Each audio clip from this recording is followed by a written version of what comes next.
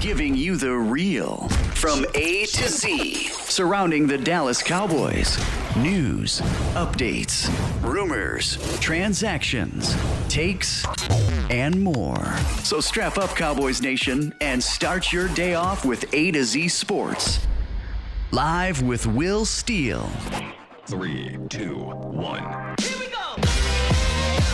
Oh, yeah.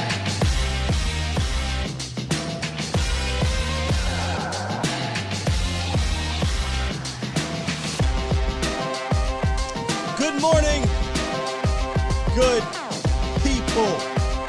It's Friday. Welcome to A to Z Sports Live, presented by Texas Family Fitness, Freeman, Mazda, Hyundai, and Worth the Poor. I am your late host, Will Skywalker Steele. It's Friday, y'all. I don't even gotta say any words anymore. Close your books. Put your pencils down. We ain't taking no notes today. We ain't doing nothing crazy. We rolling out the TV stand this morning. We rolling out the TV stand this morning, squad. It's Friday. It's Feel Good Friday, presented by Worth the Poor, actually. So we'll get into that at the end of the show. Morning Roundup. Not much going on out here in these streets. It's really not much going on. So we'll talk about one of the articles that our guy Mauricio wrote, and I'll get you guys to go check out the website in general. But we'll talk about an interesting tidbit I caught in his article that he wrote. But today is about y'all for the most part. It's Feel Good Friday. We hit the mailbag segment, had a lot of questions, a whole lot of questions about the defense. So we're going to attack about 6 questions, I think it is, 5 or 6 questions.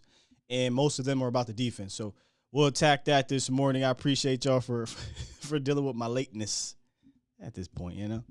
But having some difficulties. The phone lines weren't really working, but they are now. 351-999-3787 is the call in line. Today is Feel Good Friday. We're gonna have a good time with it as we usually do. And in the meantime, we'll get some Cowboys news and information out there, man. But shout out to the Bomb Squad in the building. Bomb Squad! Let's see who's all here. C. Nix, Danny Sav, Lee Chambers, a.k.a. my bro. A. Hats, Professor O. Professor O, your host will show up when I want still. Okay. Jeremy in the building. Jose, Tino, Santiago, Peasy, what's good? Stephen White, Mike Harris, 215, Khalil, Christopher Magaha, Toxic Tom in the building. We got Cedric Betts over on Facebook. Who else on Facebook? CJ Richards, of course. Legends of 88. What's up? Scotty Laxton, Esther B, Mike Wood. I think we got C next. Big H, Mackenzie, two-time. Damian JoJo Stage. Let's see. TC915 and many more. I can't get to all y'all because y'all been in here for like 20 minutes. Peasy, was good. Yeah, Captain America and all those that are coming through. I appreciate y'all for being here. Y'all have no idea when you're in here this early, when you're waiting like that. I feel like y'all deserve more to be called the notification gang. That's why I call y'all the Bomb Squad. Bomb Squad! The Bomb Squad. So before I do that, like I said, y'all, it's been a morning. My dog, he's got to go get his shot. Y'all don't mind me talking about some personal stuff. He has heartworm, so he's going to go get his first shot for that. And, yeah, kind of sucks. But I think he'll be fine. Other, not really personal news. It's kind of news to help, not to help, but will be kind of cool for you guys. So in June 11th, I think it is June 11th, the Cowboys players, some of the players and celebrities will be a part of a celebrity softball game at the Texas Ranger Stadium. A to Z Sports will be an official sponsor. What that means is we'll be at the game. We'll be rubbing shoulders with people. We'll be mingling or whatnot. And we'll also be giving away some tickets. I don't have the specific details just yet. I know how many we have. I don't know how many we're going to be giving away, but I just wanted to let y'all know to keep your ears and eyes plugged. If you're in the Dallas-Fort Worth area, or hell, if you win, because we're going to be doing some like giveaways or whatever here on the show. If you're not that far and you want to come, that's, we'll mail it to you or however it's going to work. But if you're in the area, it's even better. I'll be there. I'm not sure if we'll be on the field or not. Dak Prescott will be there. Ezekiel Elliott will be there in regards to Cowboys players. So I'm kind of excited to see if we can get some fans to come to the softball game. I've been a part of a celebrity softball game up in Pittsburgh. I want to guess who it was.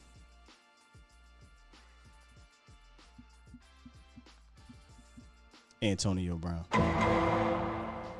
This was before he, before he got a little interesting. I'm going to just say that. But I thought that was cool and kind of excited to do this one because the roster's crazy. I don't even know the roster's ridiculous. There's so many people there. I don't even know half of these people. Apparently they're Texas celebrities and country stars and singers and actors and things like that. There's former basketball players. There's current NFL players, former NFL players. Wrestlers are going to be there. Cowboys players, former, current, legends. It's going to be a blast. So we'll be giving away some tickets here on the show. I want to let y'all know that right now because we got about 3 weeks until it comes. And I'm going to put together some ideas on how to do it. So if you're in the area, I see Professor O said need a ticket. If you're in the area and you want to come through, I got you. We'll do something special. Jose, well deserved, Sky. On 4 YouTubers to subscribe. I appreciate that, man. Sky, Vosh, Law Nation, and Star Game. Man, salute. There's a lot of us out here that's grinding, man. To be a part of your everyday is big to me. It's big to me. Danny said I can't do country. It's depressing. There's some good country music out there now. It is Friday. I said we're gonna roll the TV out now. I came down to Dallas and I got hip to Chris Stapleton and hey, listen. I like me some Chris Stapleton. I don't discriminate when it comes to music.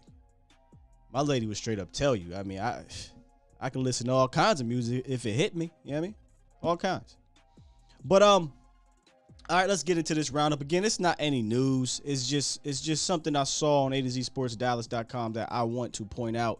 And then I want you guys to visit the site if you can. Let's do it. It's time! It's time! It's time! It's time! It's time! It is time for... It's time for the morning roundup. Round 'em up, boys. Round them up. This is the morning roundup presented by Texas Family Fitness. Strive for progress, not perfection.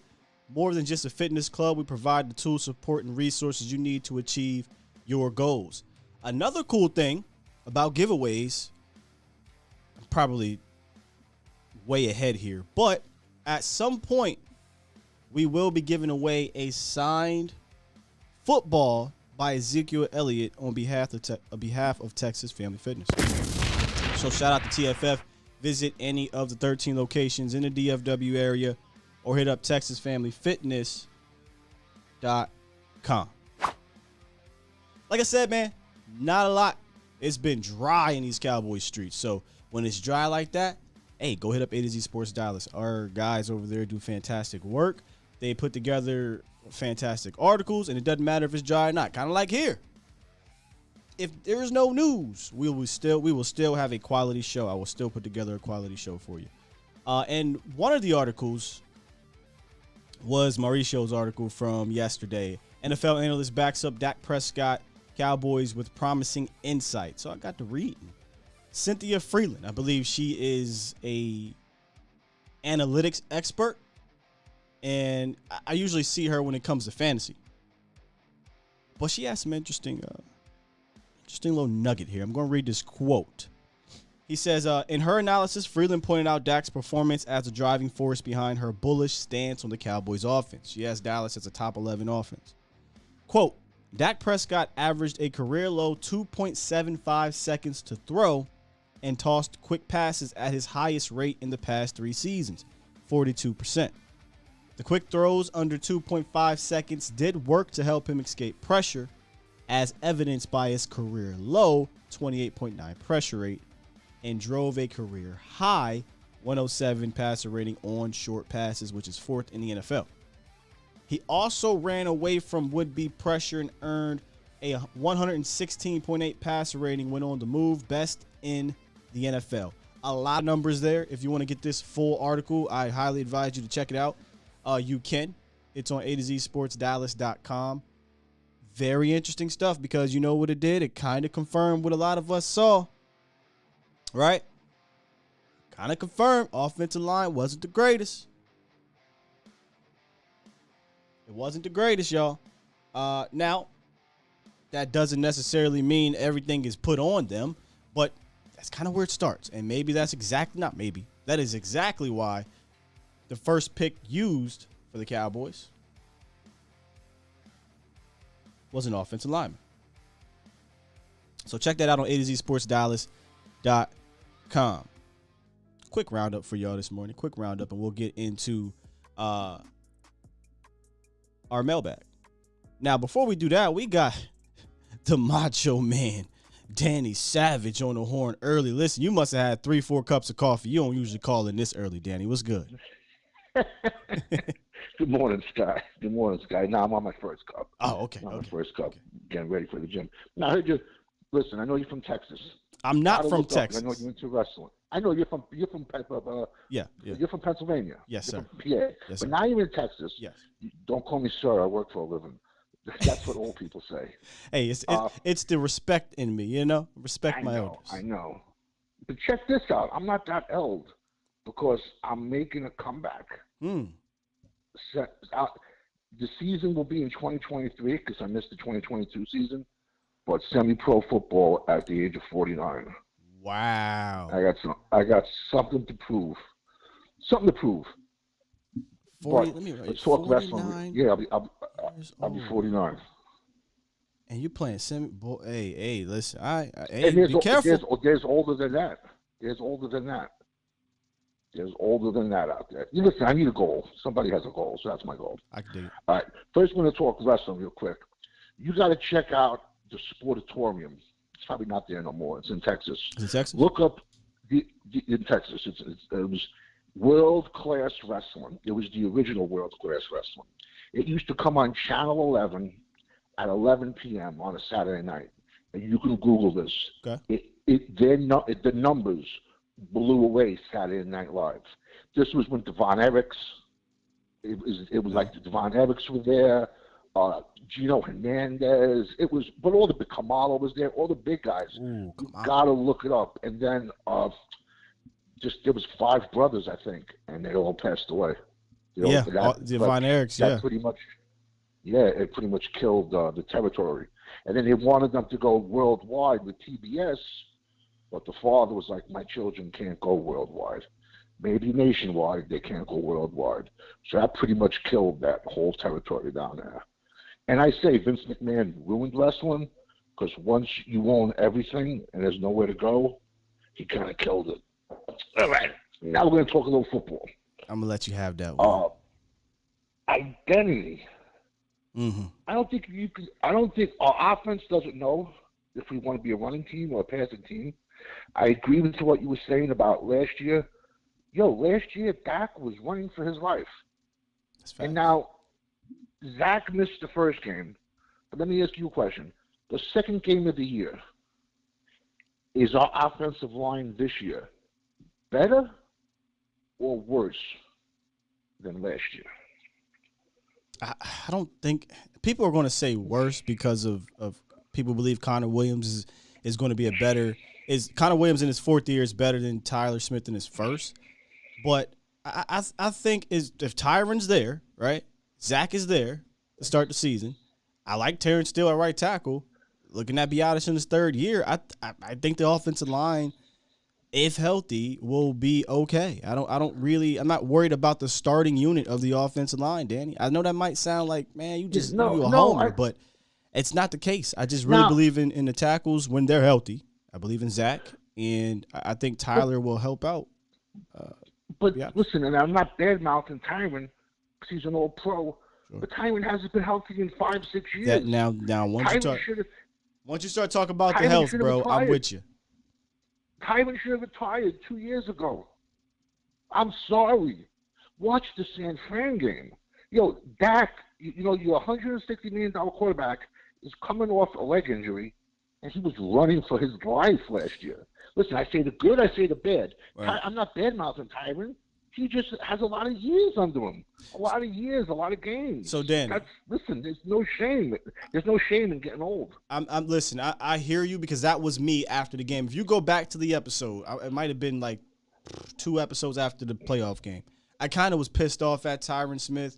I really wasn't using context, right? I was just sitting here like, man, go look at the 49er tape, and he's banged up. Let's rip the Band-Aid off. Let's move on, right? And then my senses came to me, and I'm like, that's not going to happen. Yes, they should be looking towards the future, and according to them, they are. That's why they drafted Tyler Smith to move out there at some point.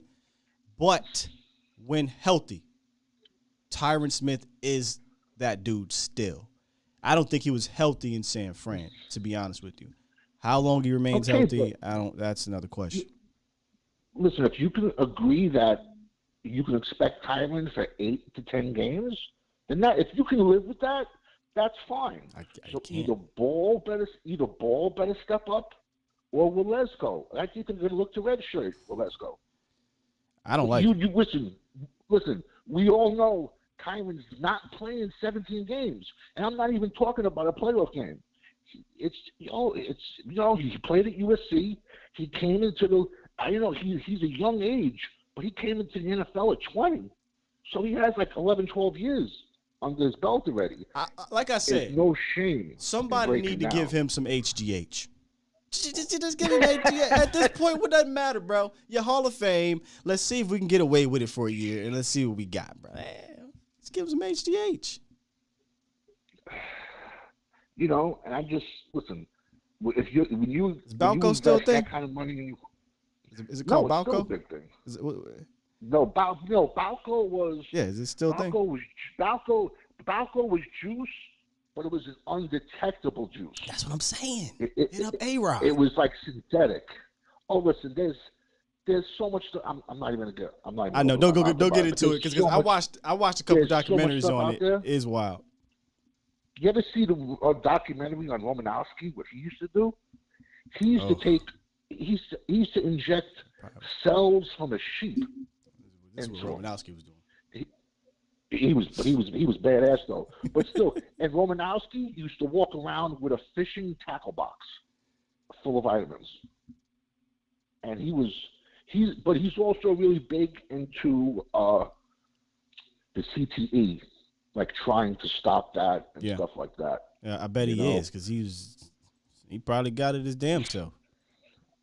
Let's be honest. A middle linebacker in the NFL has about 3 million concussions. Because let's be honest, he's having a concussion every play. Yeah. I'm just being real. So, listen, great talk. Like always, we got to tune into you guys later. What is it, the 306, 315 crowd? Well, on the volume? Well, no, that won't be today. Friday, we're usually we're usually off on Friday. So, what'll happen is there will be a video that drops at 3:00, but we will not be live. Okay, those are like banker's hours, doctor's hours. Those are cool, man. You got Friday, Saturday, Sunday. You know what I'm saying? Hey, I love it. So it's a great call, but check out the wrestling. You're going to really enjoy that. And Gino Hernandez died under mysterious conditions. There was even check out the Dark Side of the Ring. You ever watch that at all? Dark Side of the Ring's really good. They even got something called Darker Side of the Ring. Yeah, wrestling docs are amazing. There's a really good episode on Gino Hernandez. He was a Spanish Ric Flair. That's how I can describe Gino Hernandez. I have to look that up, man. Really, hey, you'll love it. You'll love it. Right, man. Great call. Appreciate you, Danny. Enjoy your weekend, good brother. You got it. All right. I can't get off the fact that he's going to be playing in the semi-pro league at 49 years old. I can't. And since you're going to be playing in the semi-pro league at 49 years old, you might have to hit up OSMI, the Orthopedic and Sports Medicine Institute in Dallas, Texas, man.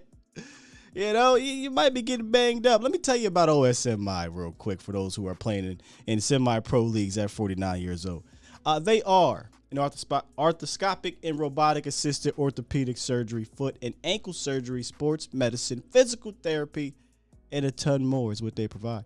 Their team of orthopedic specialists has offices in Fort Worth, Decatur, Mansfield to provide state-of-the-art orthopedic care to the North Texas area. When it comes to medical care, Danny, you and your loved ones deserve the best possible experience, so schedule your hassle-free appointment today at osmifw.com.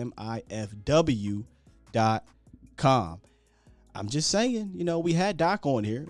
Now, I think we're going to take a break with Doc because we're getting into some other things as we move forward, but we'll bring him back for the season most likely. But I got his number. Now, if you need me to give you the email address, if you need me to give you his website, all that good stuff, head on over there, osmifw.com. I like that one.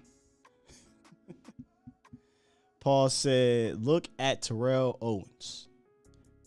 Danny probably not Terrell Owens, though. TL could probably give you 4 plays in the NFL. Take a break, come back. Real rap. Yeah, that type of dude. Y'all gonna hate me. Some people, definitely the old heads. Pac or Jay-Z. Man. It's your boy. Bang! Nah. Yeah, I'm a whole fan, man. My favorite artist of all time. I'll leave it at that for all the old heads that's about to throw tomatoes at me. Pac wins every time, and the fact that he still these conversations, being the best proves it. He died at 25. I have no ill will against Pac. When y'all put me up one against the other, I got to tell you who I like best. You know what I mean? All right, let's get into this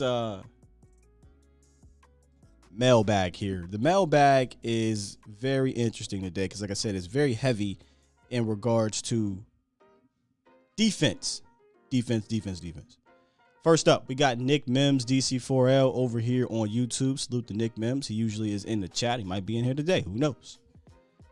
What are your expectations for the defense this year, and how big of a step forward or backwards will the offense take, or is the offense going to take? Expectations for this defense, to me, is to improve, to be honest. And I know that might be, honestly, I don't think that's crazy to say. My expectations is to improve. Here's why. Dan Quinn, year 2. Micah Parsons, year 2. Trayvon Diggs, year 3. A couple of these other young bucks, y'all know who I'm talking about. Osa, year 2, who I expect to start, putting himself in that pack. This is a big 3 at each level to me. You got D-Law, Micah Parsons, and Diggs. And really, we can go big 4. We could turn this thing into the whole NWO. And, we adding J-Ron Curse as part of that pack now. We need to get Osa to be part of that pack. Right? So I'm expecting this defense to take the next step. And honestly, it's because it needs to. I'm going to put these two together here, Nick Mims and Robert. Do you think the defense will carry this team all season? That's to be decided, right? But I think it needs to. But I'm going to answer your question. I'm going to be honest, man, and answer your question here. Do I think the defense will carry this team all season? I'm going to say yes. And here's why. Because I saw them do it for, 9 weeks last year? I feel like they were kind of finding themselves in the first 6 weeks of the season. They were getting a ton of turnovers, but they had some lapses. But they were trying to find themselves. But I think this defense can be the identity, and it can carry this team. And to go back to Nick Mims' question, we're going back and forth here with Robert and Nick. How big of a step forward or backwards is the offense going to take? I'm going to be completely honest with you. It's going to take me some time for me to be like, yeah, yo, this offense is going to take a step forward. I'm hoping that it at least maintains what it did in the first half of the season. I can't come on here and be like, yeah, the loss of Amari Cooper, right? The loss of some depth behind the offensive line, all of a sudden and then Kellen Moore, who's a big fat question mark. I have no idea what Kellen Moore is, honestly. So I would say if there's going to be a step back, I don't know that it'll be a big step back, which is why it'll be a step back, but I don't know how big. which is why I'm asking this defense to carry this team in general, because I think there is going to be some regression offensively. So we're going to need that defense to carry the load. And there's another question in there that I want to get to about that, but let me see what you guys got to say about that. Can the defense carry this team? And Nick's question, I believe, was how big of a step forward or back will the offense take? I don't really see it. You were number one last year, by statistics standpoints. I don't know how much forward from a statistical standpoint you can get. I'm not really looking at it to be number one offense again. I'm not looking at it to be, 32 points per game. I'm not looking at it for that, honestly. I'm looking at it like, handle your business against those bum squads. But when we play up against the better teams, the better defenses, the progression I want to see, the forward leap I want to see is how does Kellen game plan against that? And can Dak finish in those situations? Because that's the biggest thing with me with Dak is he needs to just finish. He used to be able to do that. Hasn't happened of late. James says, number one, because of turnovers. I'm not sure what that means. Tony says defense 2 steps forward. I think, the more and more I'm diving back, because the draft is over, right? Now I'm going back into what this team does. The more and more I'm diving back into it, the better I feel about this defense. Not that I felt bad about it, because they, in a way, retained everybody except Randy. And as much as I love Randy Gregory, I feel like you can offset Randy's absence a little better than the other dude that left the team. Right, Paul. We only lost KZ and Randy, which is, I think we talked about this the other day. When it comes to the plus minus of personnel, you lost the least defensively. Toxic, man. Who would have thought we'd be questioning the offense? Yes, Peasy. So if you came into 2022 and you told me, hey, dog, next year you're going to be without XYZ, and then your X is not going to be available, I'd be like, you're lying. You're lying. But XYZ is not here, and your X, Michael Gallup, won't be available for probably the first month of the season. So I can't fake that funk. They got to show me. Let's see. We only have one cornerback, DeCarlo says. Man, y'all tough crowd, man. Y'all tough crowd. We're not feeling comfortable that in year 2, J. Lou and Anthony Brown could at least be serviceable again. Like, can we agree they were serviceable?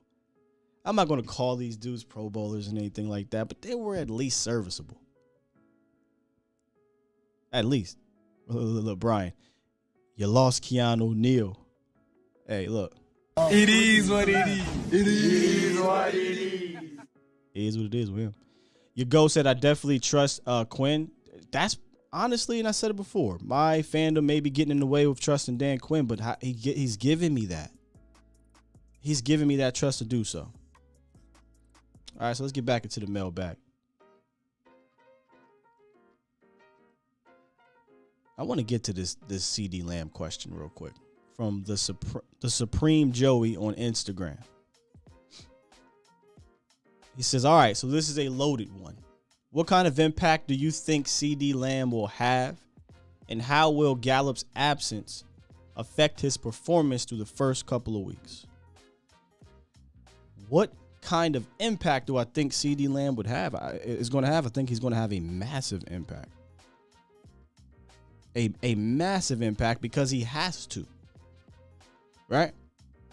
But the second part is the part that I think is interesting. How will Gallup's absence affect his performance through the first couple of weeks? That is going to be up to one Kellen Moore and Dak Prescott. It's going to be up to him.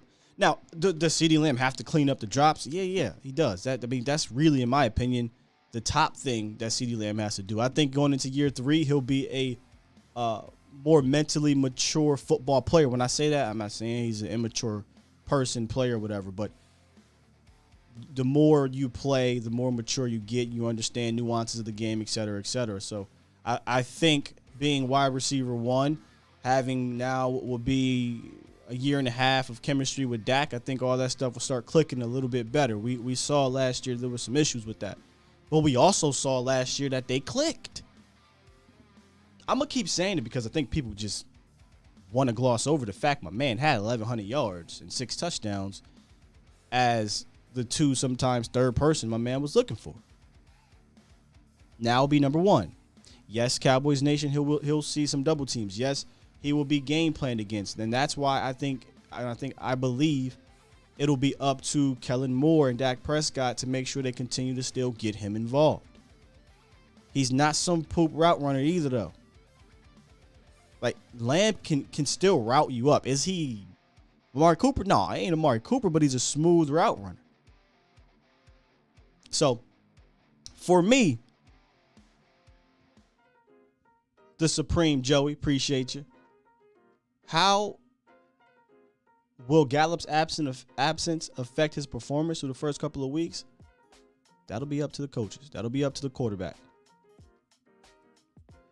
All Lamb can do is go out there and beat his man and hope to get the rock. Now, I think it was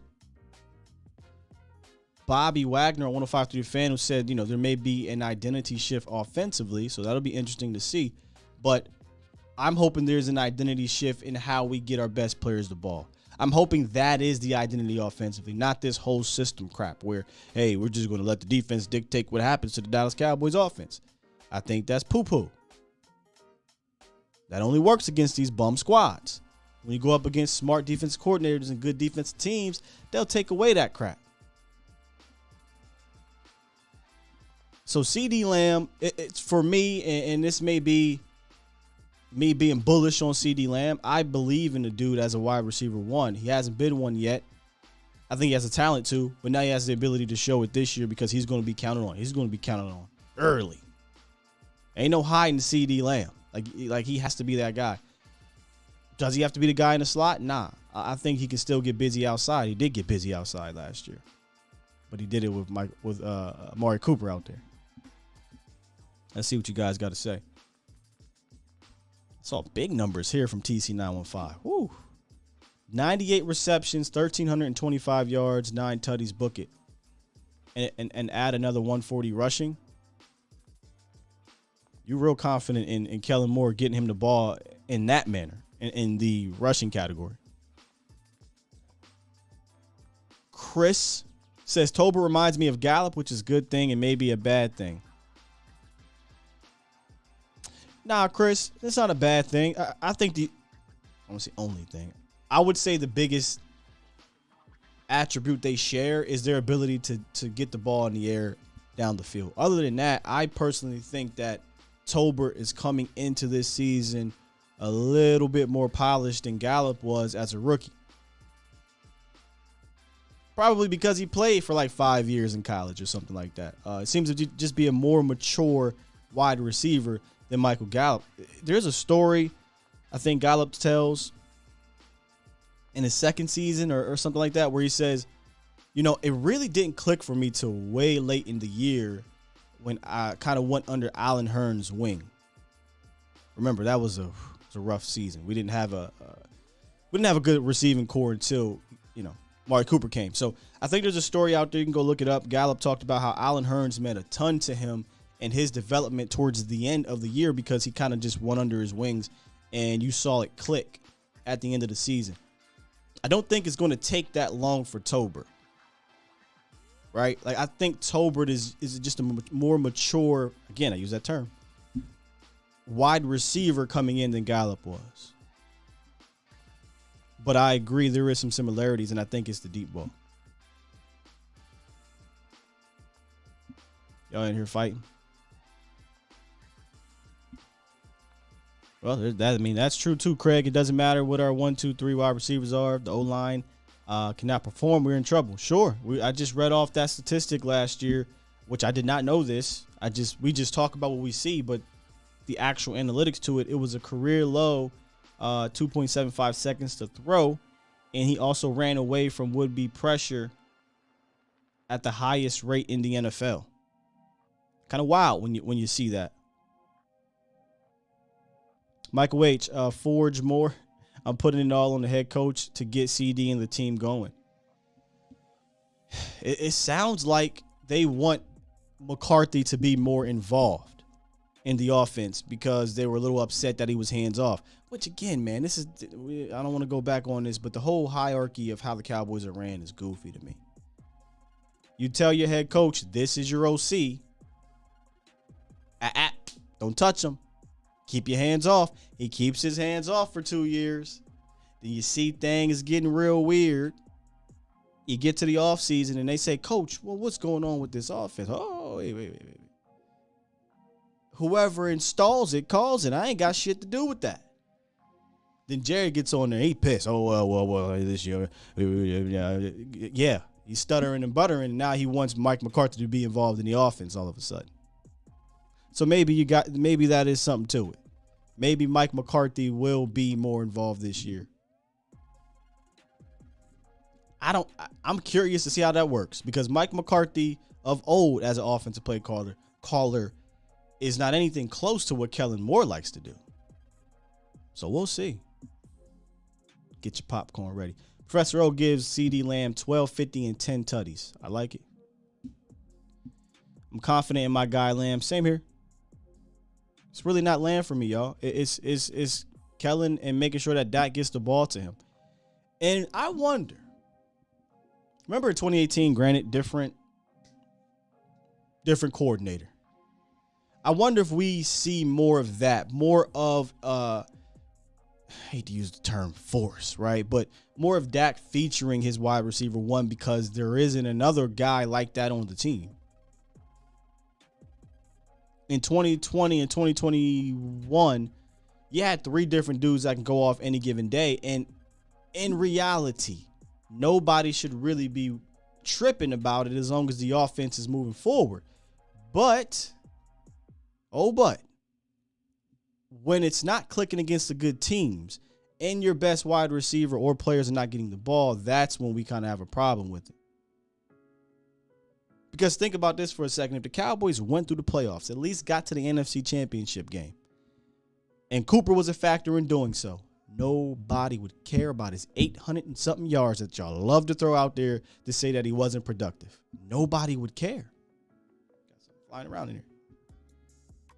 Because Lamb had 1,100 and something in 6 tutties. Coop had almost 900 and 8 tutties. Cedric Wilson had 600 something and 6 tutties. Schultz had 808 tutties. Nobody would have cared. Because that was the plan. The plan all along to have these big 3 was at any given moment, somebody will go off. It doesn't matter who eats. The only time it becomes a problem is when nobody's eating and you're losing to these good teams. When that happens on a consistent basis, I think that's a scheme issue. I think it's a scheme issue. What's up tomorrow? Just win, baby. C. Burleson, is Noah Brown making this team, Sky? He got something on it. He has something on this front office or something. He's making the team. I think he's making the team. Until he does it, he's making the team. All right, let's get back to the mailbag. TTM Law on Instagram. How do you think the Cowboys not picking up any free agents will affect this team? And why didn't they pick up any free agents? Well, I think they didn't pick up any free agents because that is their MO, but I'll get literal with you. They picked up 2, which really isn't their MO. Even in the off seasons where we may have wanted them to do more from a free agent standpoint, they'd signed more than 2 players. And I'm not counting Ryan Nall. Hell no, to the no, no, no. Hell to the no, hell to the no, to the no, no, no. Listen. Hell to the no. When he say, listen, I'm not counting Ryan Nall, man. So they really signed 2 free agents. Granted, I think those free agents can have productive years for the Cowboys, but I think they didn't pick up any because it sounds like they're trying to go about this a different way.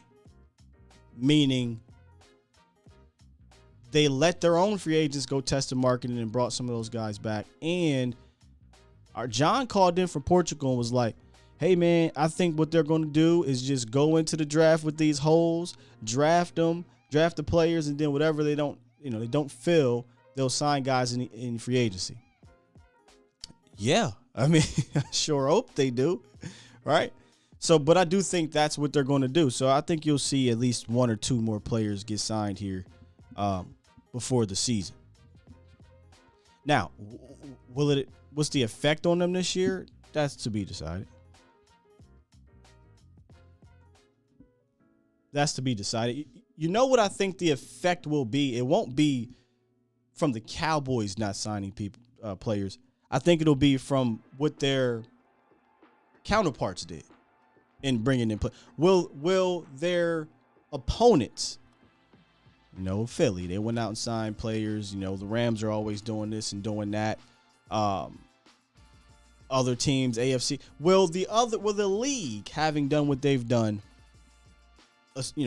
allow them to keep ascending, and Dallas not doing so keep them where they are?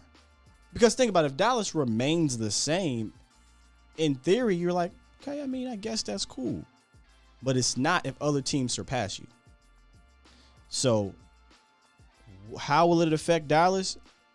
Again, we won't. I can't tell you that right now.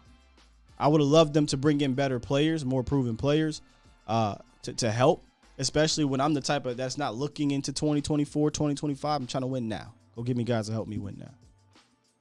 We 350 deep up in here. Salute to y'all on a roll out the TV Friday. Bomb Squad! If you're new in here, and I see people are in here talking about Ryan Nall making a team, I'm holding on to my bet because I don't think it's happening. If he does make the team, I will find a way to get a Ryan Nall jersey. I'll freaking wear it. And honestly, I'll probably end up giving it away to somebody else because I refuse to have a Ryan Nall jersey hanging in my closet. So, one of y'all can have it. Todd said Anthony Barr and Julio Jones. Interesting. Barr, yes. Y'all know me about the linebacker room. Julio. We had this conversation a few weeks ago. Julio, what can he give you? 6 games? 6, 7, 8 games. I ain't going to give you a lot of games. Oh, well, I don't want to say this and put this on wax. Fuck it. Sure, bring him in for 6, 7, 8 games. I mean, I do think it'd be nice to bring in one more vet. Just Julio's like a vet that you can't really put on the bench, can you? I'm talking about a guy that can kind of get you through the first few weeks, and then Michael Gallup come back and it ain't going to affect Jalen Tolbert. Julio's a weird one. Maybe I'm going to take that one back. I don't know. Mr. Wood says Odell Beckham. Odell ain't going to be available for you till later. If I'm Odell, I actually was thinking about this earlier. If I'm Odell, I'll go back to the Rams or I'll go to the Bucks, the Bills, one of these other teams that I think will be playing in February or at least in the AFC or NFC championship game. Like, that's proven to be there if I was him and proven to get guys like him to rock. I'm going to come to Dallas and what? Just fade to the back. Ain't going to feature me. Ethan says 1-year deal. Let's do it. Sin City. What about Clowney? I think I said nah on Clowney because you went out and got a Fowler. And I like Clowney. Don't get me wrong. I'm a Clowney fan. He was one of the type of guys I wanted to bring in prior to free agency ending and the draft. So somebody did call. I'll get you if you want to call back in here. Clowney would he'd get lost in the shuffle, I think, over there. It'd be Clowney, it'd be Fowler, it'd be Armstrong and Sam Williams. He'll get lost in the shuffle. I think you got your Clowney signing in Dante Fowler. No to Julio. Odell Beckham still in rehab, yeah. Man, Jarvis Landry, the more and more I thought about it, post-draft, I thought would have been the perfect complement to offset the loss of Michael Gallup in the first month. Because you could have put him in that slot and let him be a slot. Washington now, I'm looking at Washington to do that, but at least you could have Washington and Tolbert kind of play the outside. But if Washington can be that slot guy, be that Randall Cobb guy, reliable, I think he'll be fine in there. But now I think you're relying on the rookie Jalen Tolbert to kind of give you significant impact early on. Landry got $3 million. I think the rest is incentives. So he didn't really get a lot of money in New Orleans. Anthony, $3 million. Best says Sam Williams going to have a better career. Thanks, Gregory. Is that what you're? Better career than who? Gregory? I think that's actually kind of possible. And I love Randy, but I mean, if we look at the totality of his career, it hasn't been this amazing career. Yes, Landry is with the Saints. I believe he signed for $3 million, and then I think the rest is incentives to possibly get it to $6 million or something like that. Mel says Landry would have been great, but we knew that wasn't going to happen, which is wild because he fits under the money. Don't get me started. I just don't understand why we just sit on our ass. Other teams is out here, but hey, we ain't gonna get into that. Cole Beasley, yeah, that ain't happening. Cole hates Dallas, I would imagine at this point. Anthony Barr for sure. Yeah, for me, it's definitely linebacker. Give me Barr, Quan Alexander, and swing tackle. There's the Darrell Williams is out there. My guy Professor O says Sam Tevy is out there. If you want to get some established guys, kind of hurt guys, Dwayne Brown, Eric Fisher. I think Ryan Kelly is still out there. There's still some quality swings, and that's probably why they're not chomping at the bit to go get one, because they're like, hey, let's get the camp, let's get the mini, let's get the camp, let's see what happens. If we don't like it, we can go sign us a Dwayne Brown. Might be able to start, but we would sign us a Dwayne Brown. 6081 boy says because we cheap, Sky. I said after the draft, I'd leave this man alone. I said I would. Me and Vach we on Vach's show yesterday, the volume 306, Vach and Barty Live. It came up our difference of opinions in the team building process, and he thought that I was going to go on a tangent. I said, Vach, I'm exhausted. I'll just tell you quickly how I feel about this situation. The Bomb Squad know how I feel about all this. I've literally done shows in detail to show you why our approach has been wrong. Not because I want it to be wrong. I want them to prove me wrong so bad. But the statistics, the data, it's right there in your face. The blueprint is in your face. There are many ways to skin the cat, and Dallas ain't even found a motherfucking cat. So I'm gonna leave it at that. We ain't gonna get back in. Let's get back into this mailbag. Oh, but before I do, because these motherfuckers are gonna make me drink.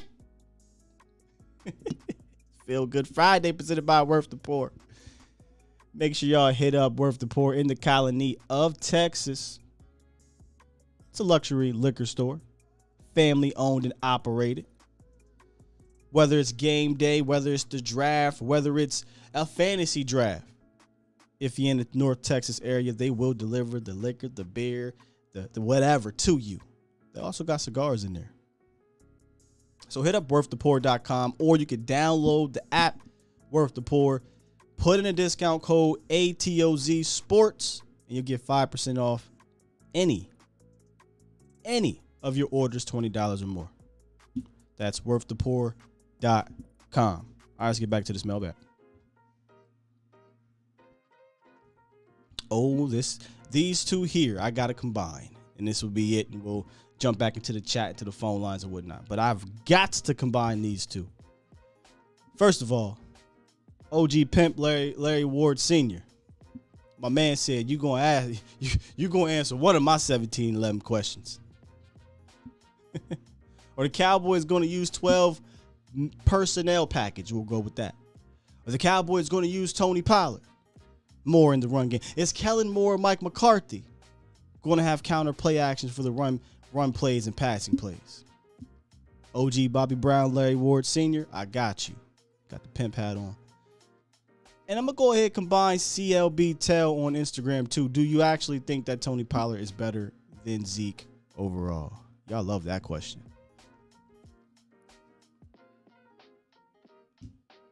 Pimp Larry, though. We'll get to Pimp Larry's question. Are the Cowboys going to use the 12 personnel package? They damn sure better. We talked about this earlier in the week.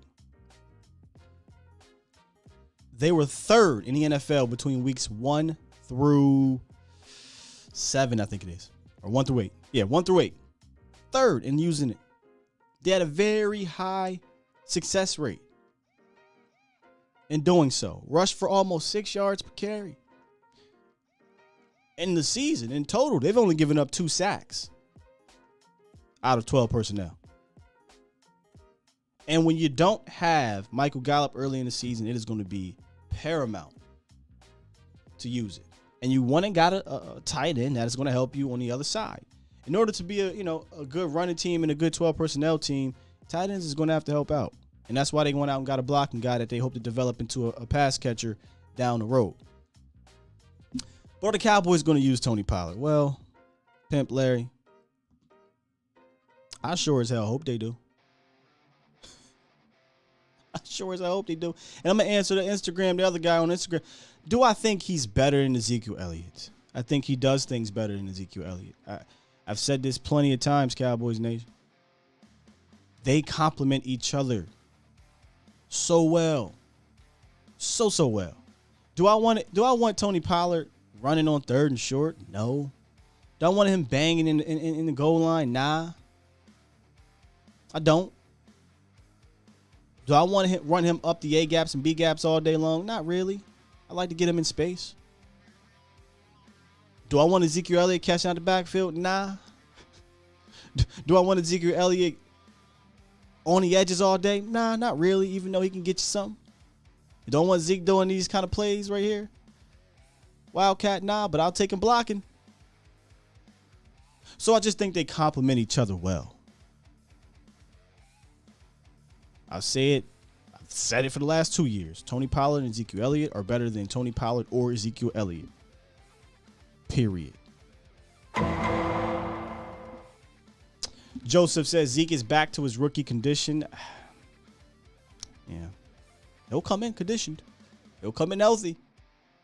He looked damn good, too, to start the year when he was healthy and conditioned. So I believe, like I've said this many times, you're probably tired of me saying it. I think Zeke is going to come in and be fine. I think he's going to be productive Zeke. It ain't about that for me. It's about holding up. He's getting up there in running back years. Getting up there in running back carries. So he's just got to hold up. And I think the best way to keep him going at a high level, this current peak Zeke, is to use Tony freaking Pollard. Use Tony Pollard. Sam says Pollard runs so smooth. Pollard's underutilized for sure. Hell yeah, he is. More Pollard carries equal healthy Zeke. Yep. That's how I feel, Anthony. Well, should be, right? Because he did get banged up early in the season. Has anyone asked the Cowboys what the hell is going on with Tony Pollard? I still haven't heard why he wasn't involved more. I promise you. If they let your boy get credentialed, I'll be respectful. I'll be professional. But I'll be adamant in getting the damn answer. Because it makes no sense. Unless it's one of those conspiracy situations where, oh, no. We got to get our money guy the ball. We've got to justify it. And how can you tell me it ain't when we go into week 18 and y'all suit up this man on a torn PCL? Let me start it, man. We're moving forward, right? Mel says Zeke is slow to the hole now, only has power. Slow to the hole. I wouldn't say that, Mel. I think he was obviously lost a step when he got injured. I think Ezekiel Elliott's strength is finding those holes and the ability. If I don't have the tape, I don't believe of Zeke. Let me see if I got it. Let me see if I got y'all. I don't have it on here. I think the strength of Zeke is his patience to the hole. And getting skinny, cutting back, and getting 3 yards out of 1, 5 yards out of 2. I'd rather him do that. I think the problem is Zeke, after he gets to the hole, he don't got the burst anymore. There's some times where I think that Tony Pollard, if you gave him that said carry, once he got to the second level, I'm like, man, that could have been a touchdown. For Zeke, it's like, 8 yards. Which, hey, I'm not complaining about 8 yards. That's what he is right now. He's a power back, as you said. But once his PCL got messed up and you can see him hindered by his knee, yeah, he lost a step to the hole. But if you go watch the healthy Zeke, I thought it was fantastic. Reading, blocking, getting to the hole, his cuts, his cutback, man, he looked damn good. I don't have the confidence he'll remain healthy because he's not giving me that the last 2 years. He's teetering on injury prone. Teetering. Not going to quite go there yet. You might need 3 seasons to do that. But at the running back position, I'm supposed to believe all of a sudden he's just going to remain healthy after 2 years of him getting banged up. We'll see. We got, of course, it ain't a show if Los don't call in. What's up, Los? Good morning, Sky. Man, late waking up. I just want to say good Friday.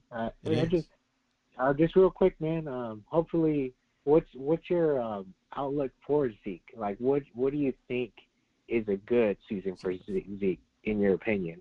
Like, for me, it's just at least, I'm gonna say at least 8 touchdowns, 7 touchdowns, and above 800 yards or 700 yards. Because, we ain't going to get rookie Zeke. That's a foregone conclusion. And I just want to know what can we do, or what's your outlook for Zeke? 4.5 yards per carry minimum. That'd be nice for him to get to have that. He's obviously going to be the feature back. So if you can get him 1,300 total yards, and I agree with you, close to double-digit touchdowns, I think that's a productive year for Zeke. But for me, it depends on what the hell happens behind him, like with Tony Pollard. Like if Zeke has 1,300 total yards, 10 touchdowns, and Tony Pollard only got 500 total yards, or not 500, 800 total yards and 2 touchdowns again, I'm like, man, I hope we went 14 and something. It was worth that season with Zeke getting barely 1,000 yards and 300 receiving yards. Then I would look at it as not a good season. But if Zeke has 1,050 rushing yards, 7 rushing touchdowns, 350 receiving yards, 2 receiving touchdowns, and then TP gets you an 8-8 season with 6 or 7 tutties. Now that's different. Now you're talking about a powerhouse duo, right? Mm-hmm. So, I honestly, it sounds crazy. I think if Zeke is going to be the sole guy, then he needs to have a bigger year. He needs to have a 1,310 touchdown type of year, right? Averaging 4.567 yards per carry, being that straw that stirs the offense's drink. So I think it all depends on how they use him, Los, if that answers your question. Yeah. And I forget where I read this stat, but I've read that, like, in his rookie season, there's like a humongous stat like that. Zeke was like 200 carries or something like that, while TP was like 50 or 25. And like that, I mean, the Cowboys have shown like they just don't care about the running back position. We'll use him to the ground, and I think that's what we're doing to Zeke. Sad to say, but I mean, I don't think he got so much left in the tank, but I'll say I think he'll be, good enough to be solid for Dak. And hopefully, we, like you say, Scott, we do need TP to be more featured, especially in our offensive. He's quick. He knows how to shoot the gaps, and dare I say, I think he might be better than Zeke than he is right now. I mean, I think it's clear as day, right? Well, I'm not gonna go. I think the nation is starting to go towards that side. And for real, I'm waiting for a heel turn from Zeke. Like, I think that's what we need. I think Zeke needs to turn heel and play that way. Play pissed the hell off, because a lot of us are I hate to say us. I'm not counting him out. But I think long term I am. But, yeah, the nation is kind of not behind him right now, right? It's not. it's starting to go towards the face, which is Tony Pollard. So I would love to see like a heel turn from Zeke and get a pissed off Ezekiel Elliott, a healthy pissed off Ezekiel Elliott, and I think you'll get a top tier guy. If we get that banged up Zeke, I think that spells trouble. Exactly. And just close off, man. I just got one question for you, Sky. Sure. And this goes with basketball. You're a Lakers fan, if I believe, right? Indeed, sir. Indeed. Unfortunately, at this point, but yeah. How did you feel about the Lakers patching on Jason Tatum of what he's doing now with the Celtics? Oh, revisionist history is always fun in the NBA. On one hand, I'm not tripping because it got us a championship, right? Because we traded Zoe. On the other hand, Tatum's a beast. And, if you're looking at the future of the NBA, Tatum is going to be one of the faces of it. So, yeah, it kind of sucks that you passed on him. Yeah, I was just thinking about that. I'm like, damn, Sky's over here watching Tatum on his rivalry team picking up numbers. Yeah. I wonder how that feels. Yeah. But, yeah, that's all I got for the show, man. Sky, you have a blessed morning. And hopefully by Game 3, man, it's tied up in the series. Let's go Mavs tonight. We'll see. Got to show up. We'll see. All right, man. Peace. I'll tell you something about that. The Celtics it's not a rivalry to me anymore. Like, and when they had their new big three, it became so because of the Cowboys. The Lakers faced them twice in the NBA Finals. For me, growing up, granted I'm a little older than a lot of y'all think, but for me, I'm talking about those 2000s, right? The late 90s, 2000s. For me, San Antonio and Sacramento, but mostly San Antonio was what I looked at as our biggest rivalry at that time. Boston was trash. But then when Boston became a thing with the big three, yeah, it kind of clicked back in. But now it's like, Jose, Lakers can't draft like the Eagles. Absolutely not a Yankees fan. Ugh. I am not the typical Cowboys, Yankees, Duke.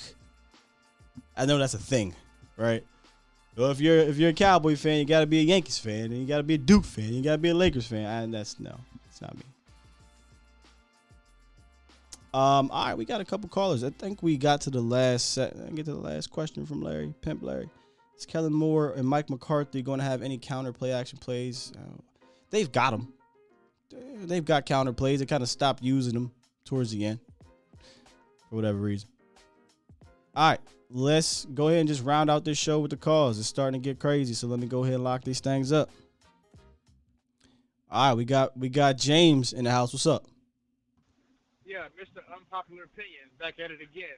Okay, so look, I'm going to ask you and the chat the question. What was the biggest problem we faced on defense before we acquired Amari Cooper from the Raiders? The hell? The biggest problem Dallas faced on defense before acquiring Amari Cooper? Yeah. That's just a twisty ass The question. pass, they stacked the box. The running backs couldn't do anything. Okay, so you're setting it up. Go ahead. Do your thing. Don't ask me some twisty question. Do your thing, James. No. That was the problem. They stacked the box because they didn't respect our pass game. Okay. If our receivers don't strike fear into defenses, they will stack the box to make sure that Zeke or Tony or Barry Sanders or Jerome Bettis can't do anything. So we can talk about what Zeke is going to do, but it's about what Amari Cooper, what CeeDee Lamb and those boys are going to do. And also, I think we're putting way too much stock into a CeeDee Lamb, like this guy's allergic to kryptonite. What if he's sick or gets hurt? What is our receiving core going to look like? Washington, Noah Brown, and a rookie? You said we need another. Are you saying the fans, or are you saying the wall. Cowboys are putting too much stock into CeeDee Lamb? The fans, we're putting way too much stock into CeeDee Lamb. I think we're going to do it like we did last time. They're going to see how it goes, and if they stack the box because no one respects, then I think they're finally going to open up and get another receiver the same way they got Amari Cooper. Why are you putting the blame on the fans and not? Why are you putting the blame on the fans and not the front office for putting that too much stock on CeeDee? Well, the front office, yeah, you're right. Yeah. But I think they're going to do the same thing they did with Amari Cooper. They're going to let it play out and see how it works. And if it doesn't work, they're going to finally spend a little bit of something to get a receiver. The same way they did Lamb. They didn't get, Cooper. Notice they didn't get Cooper at the beginning of the season. They got him when they found out for a fact that the receiving game wasn't working and that we were facing too many stack boxes and we couldn't run the ball. We became one-dimensional on the weak limping pass play. So to say CeeDee Lamb is going to get 1,400 yards, well, we're just counting eggs before they hatch. So you don't believe that Sorry, the wide that's my unpopular opinion. So you don't believe that the wide receiver position is better than it was in 2018 prior to Amari Cooper coming? No. I think it's similar. It has remnants of that receiving core. Let me give you another chance here. Let me give you another chance here. Do you believe this current wide receiving group is better or worse than 2018 before Amari Cooper got here? I got what you're saying. No, that's scary because I have no idea. There's too many question marks. We have no idea what a CeeDee Lamb is going to be like as the number one. Greg Jennings already pointed it out there. It was a huge difference when he was the number two to Donald Driver to being number one in Green Bay. It was a huge difference, almost a different ball game. We have no idea what James Washington is going to be as the number two. Maybe he's great. Maybe Pittsburgh held him back. Maybe that was his full potential. We have no idea if Jalen Tolbert is even going to be a NFL caliber receiver. No offense, he came from the Sun Belt, not the SEC. And the fourth receiver is who? I'm going to ask you again because I haven't got an answer. Is this wide receiver group better or worse than 2018 prior to Amari Cooper? It's really simple. Answer. I don't know. No, I have no idea. That's my answer. I have no idea. There's too many question marks in this receiver core. Could be great. Could be trash. I have no idea. It's James, so much uncertainty. slow down. I think your emotions. I can't answer that. Slow down. I think your emotions about it are kind of making you kind of forget what this wide receiver room is. I'm not talking about the wide receiver room to start week one, even though I do believe it's better. But I'm talking about the wide receiver room in general. CeeDee Lamb, Michael Gallup, James Washington, and Jalen Tolbert. You mean to tell me you don't know if it's – I'm not counting Gallup because – why? Gallup's going to be out the whole year? Well, okay. So there's rumors he may come back mid-season. When he comes back, he still has to get back into football shape before he can play again. Okay. He's not just healed, ready to play. You still got to get back into football shape. Can I just read off what the 2018 wide receiver room looked like? Maybe that'll help. Go ahead. Deontay Thompson, Tavon Austin, Allen Hurns, rookie Michael Gallup, and Cole Beasley. Sir. James, I mean, if it's a no for you, it's a no. I'm not going to try to change your mind anymore. I'm just trying to give you all the evidence out there. You still don't believe this room is better. Mind you, the quarterback, right? Take into account the quarterback, too. This isn't year 2.5, Dak. This is year 6.5, Dak. 7, really, Dak.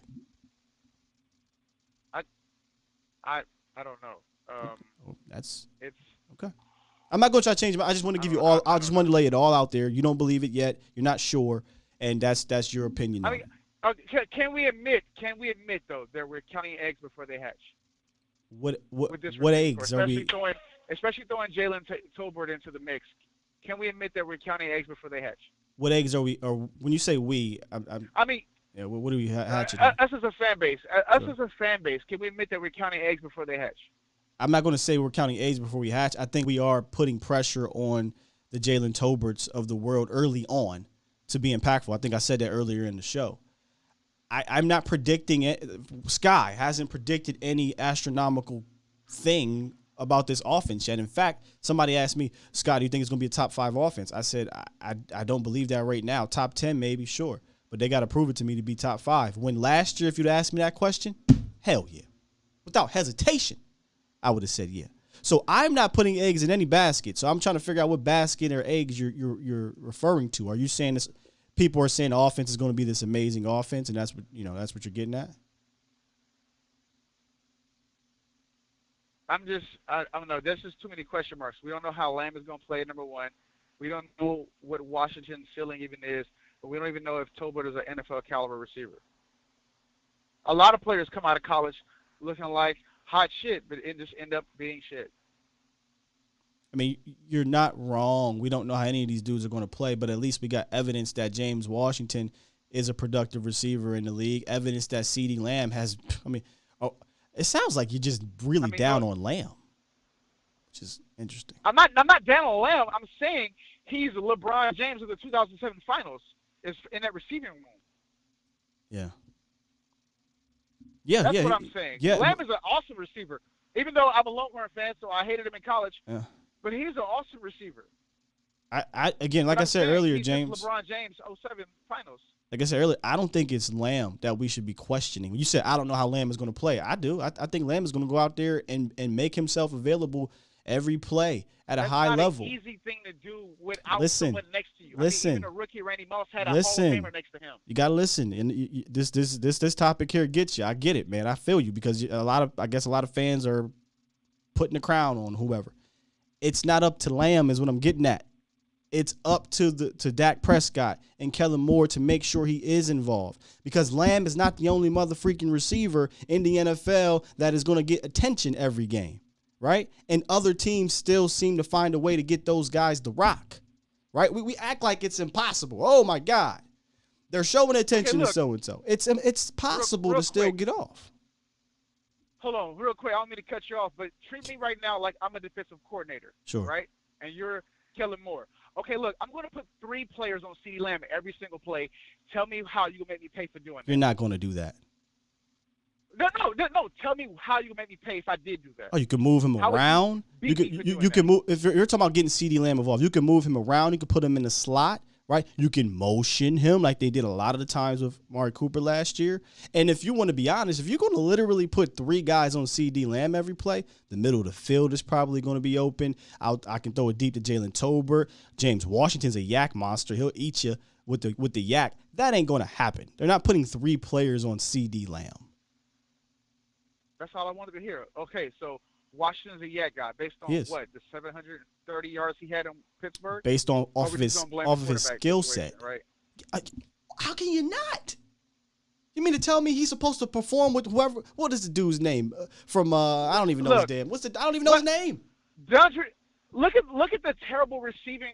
Look at the terrible quarterback play that DeAndre Hopkins had in Houston. He was still doing this damn thing. Christ, I don't want to hear those. Washington is not DeAndre Hopkins. That's what we need next to Lamb in order to succeed. So Lamb needs DeAndre Hopkins in order to succeed. All right. I'm not going to argue with you with this, man. Hopkins. Okay, name one team that you think made it to the Super Bowl, made it to the NFC Bro, Championship, you or keep that doesn't have 2 James, slow the heck down. That's our goal, though, right? The slow NFC Championship. down. Name one. Okay, wait a minute. Name one team that made it to the conference championship that didn't have 2 superstar receivers. The Packers. I don't need to play. What do you mean win? The last 2 years, 2 years prior. I don't need to name teams that did that. You're pushing this goal. You're pushing this goalpost. I'm with you about the Cowboys needing to show and prove different things to get to the NFC Championship and Super Bowl. You went from Lamb can't do it because we ain't seen him do it to, well, he might be able to do it, but we ain't going to be able to go to the Super Bowl that way. Stop pushing the goalpost, okay? Because we agree on certain things. I'm just talking about. I'm not moving the goalpost. I said he can't do it by himself, regardless if he's 1 or 2. Michael Gallup will be back. He should. They should make Washington 1 because Lamb is a better 2. But he can't do it by himself regardless. It's a team sport. I wish I had. Voch, can you shoot me over the ether? Because I felt like I just ethered everything you just said, bro.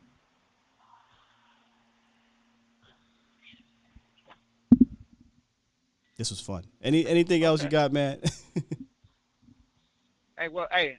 Hey, James, you was not lying when you said Mr. Unpopular Opinion.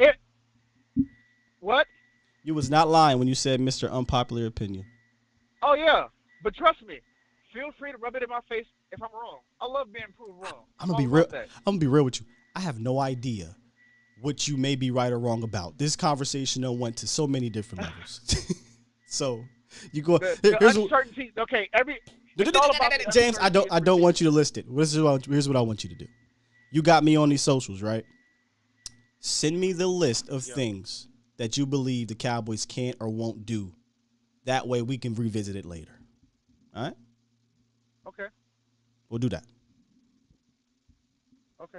All right, bro. Hey, listen, let me get to the other callers, man. I appreciate you calling in, dog. Yeah, go ahead. It's been a while. Have a good weekend. It's been a while since I had one of those. It's been a minute. I told myself, I ain't gonna get into these arguments and debates on air, but y'all know me.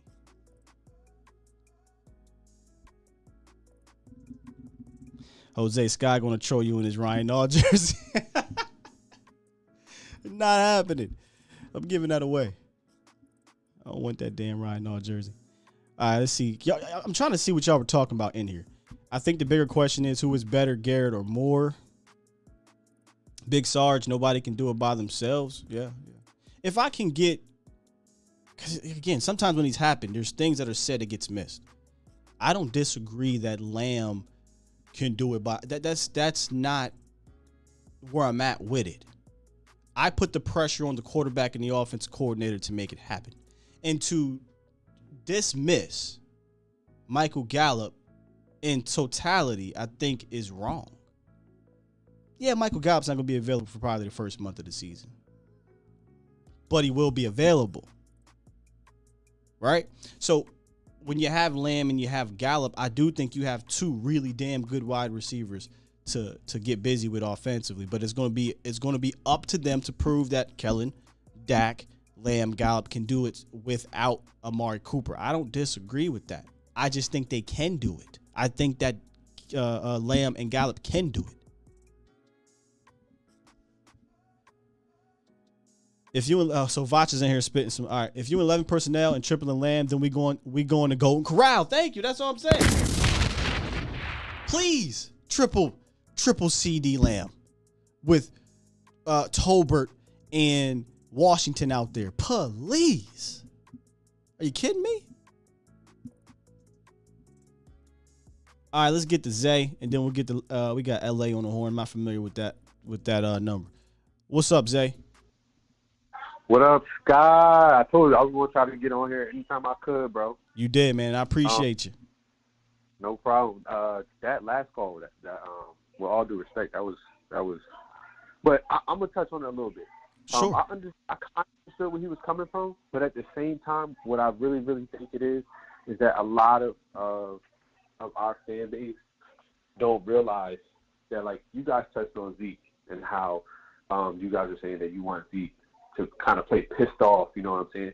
And I would say, no, I don't really want Zeke to play pissed off. You know what I mean, I think that I think that kind of keeps repeating on what he did when he first got there. He played pissed off. I mean, you guys remember the hits with Cam Chancellor and I forgot that dude from the Packers, but the linebacker Clay Matthews. Like, I don't need that. I need Kellen Moore, like you were touching on, Kellen Moore and Dak to maybe Kellen Moore put Tony Pollard and Zeke in the backfield at the same time. You know what I'm saying? That way it isn't always, we're not always looking straight at Zeke's in the backfield. It's only one back in the backfield. They're going to give it to him. We know how Zeke runs, and we're going to game tackle him and do all that. You see what happened to Deebo Samuel, and I think that's one of the reasons in the playoffs. I think that was one of the reasons why he was like, yo, I'm not coming back. I'm a wide receiver. Y'all treat me like a running back. My career is going to be 3-4 years short because I keep doing these end rounds. I keep doing these all these, and between the tackles, he's doing off tackle runs and stuff like that. Yeah. And Shanahan has made him like the soul of that whole offense, and people know that. So they just like, all right, cool, you're going to get your 100 yards on the ground, but guess what? The next game, you're going to be feeling it. And by the time you get to week 14, week 15, the end arounds ain't going to be end around no more. You know what I'm saying?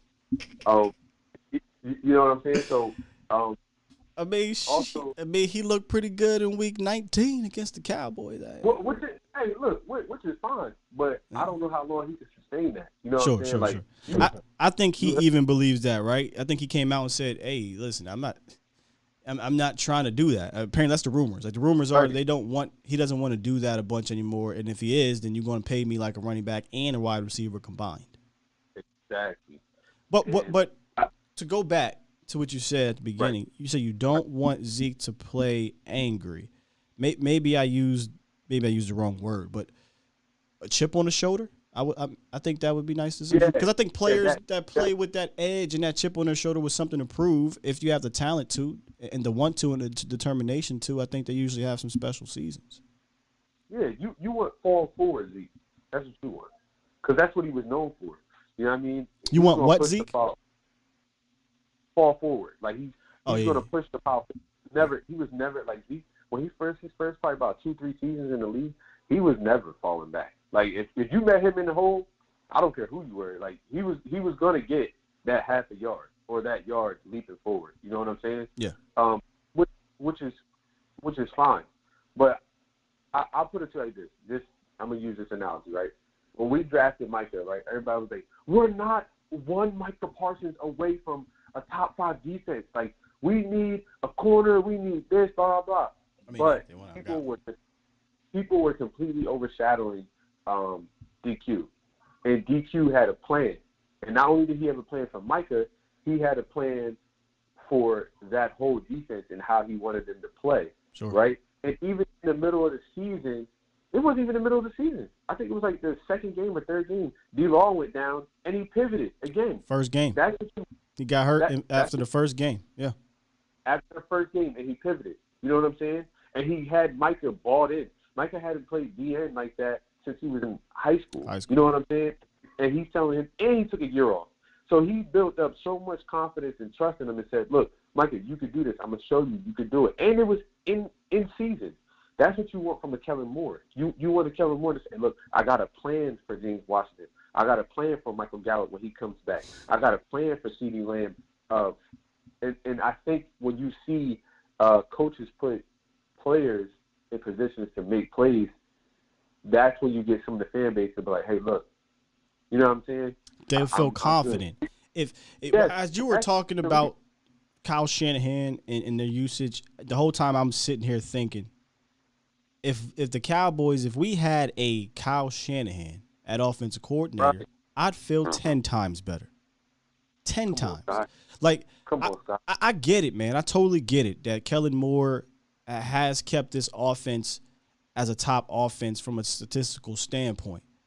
At this point, I give a damn about statistics. So now I'm diving deeper into the context. Well, how are they performing when it matters? And the offense has been not good at all. And then I go look at a guy like Kyle Shanahan, who's established. Maybe you shouldn't compare the two because Kyle's been a dude for a decade or plus. You see how his offenses can get busy in a certain aspect against it don't matter because they have a system, they have a scheme, they have a DNA, they have an identity that works, to be honest, with subpar quarterback play, if we keep it in the bean. Yeah, if I had Kyle Shanahan, I'd feel – honestly, you give me Kyle Shanahan with this offense, my confidence level from a week 1 through 18 is through the roof. Everybody gets hit, and all we do is talk shit. That's.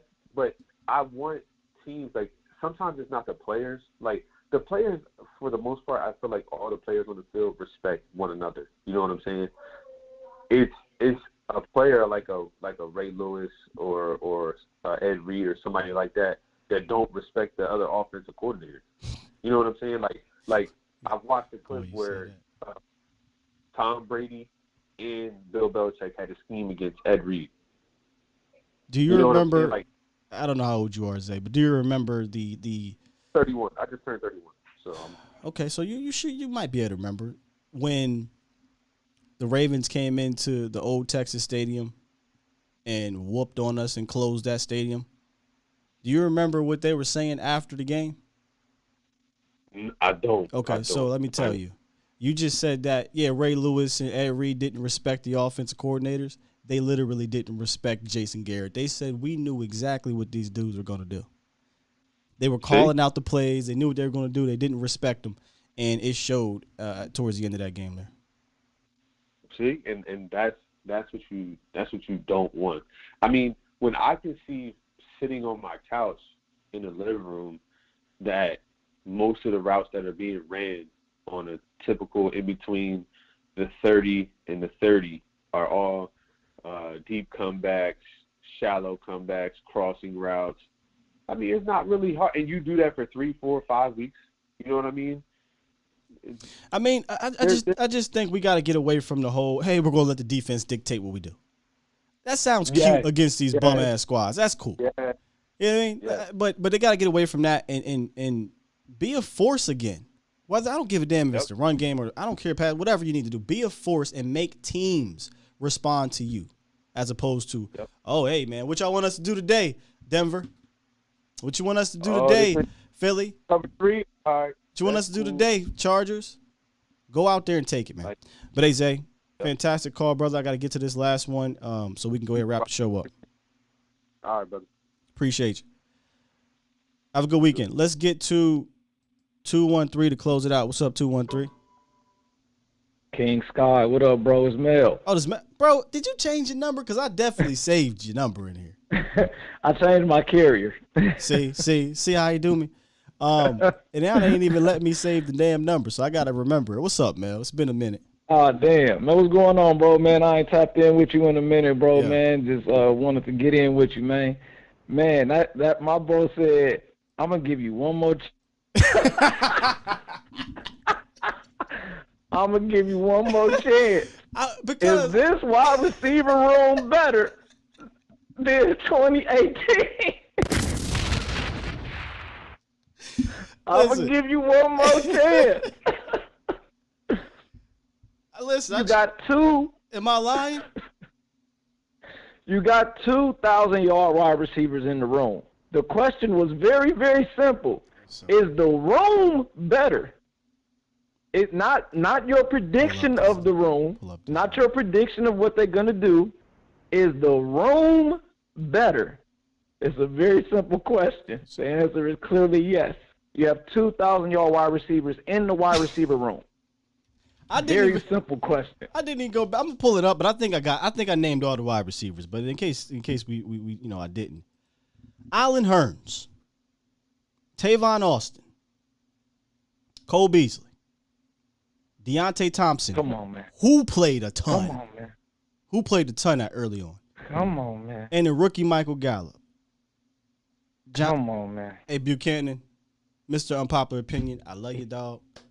But hey, you gotta put your true. Put it to the side, man. He was true to his name, though. Yeah. But he didn't really have an opinion. He just was unpopular. Oh, I forgot another. I'm sorry, y'all. I'm sorry. I left off two important names in this amazing wide receiver room. Noah Brown, Bryce Butler. Oh, yeah. I'm so sorry. Noah. I cannot forget about Noah. I can't forget about Bryce Butler. My apologies. Did Bryce Butler make it through? I thought Bryce Butler.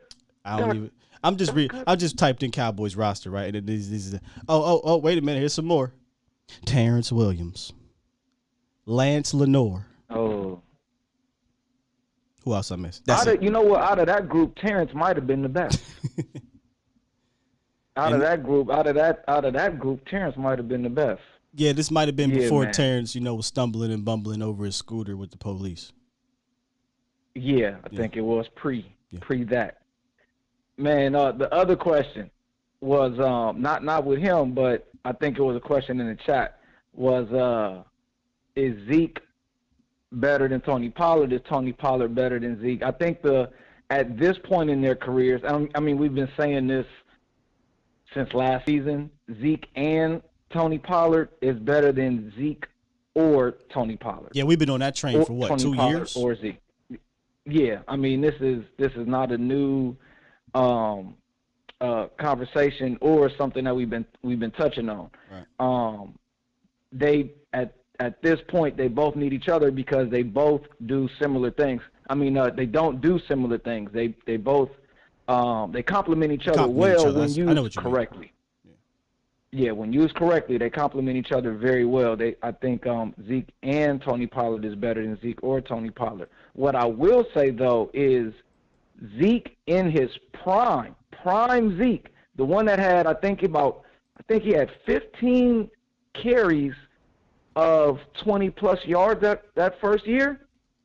Prime Zeke is literally one of the best backs you will ever see, all-around backs. The burst he had, the speed he had, the acceleration. Some people are like, Zeke was never a home run hitter. Go watch the film, bro. Oh, he was definitely a home run hitter. Yeah, he was definitely a home run hitter. Many home runs. Don't play that game. He's not that no more. But prime Zeke was one of the best backs that we've seen in a very long time. So if I'm saying prime Zeke, prime Tony, I mean, I don't know what prime Tony looked like, but, you know, prime Zeke was one of the best backs we've seen, man. I haven't tapped in with you since the draft. I did have a couple of thoughts on that, on the draft. And I don't want to deviate too far, but I good. We have been saying leading up to the draft, the Cowboys had backed themselves into a corner by not participating in free agency. I know some people are probably tired of hearing this, but I ain't got mine off yet. They had backed themselves into a corner to take a guard. We have been saying this. And it is exactly what happened. Everything that we had been, and that they were saying that had not taken place. Oh no, you know, there's lots of things on the board, and we're not backed in or whatever.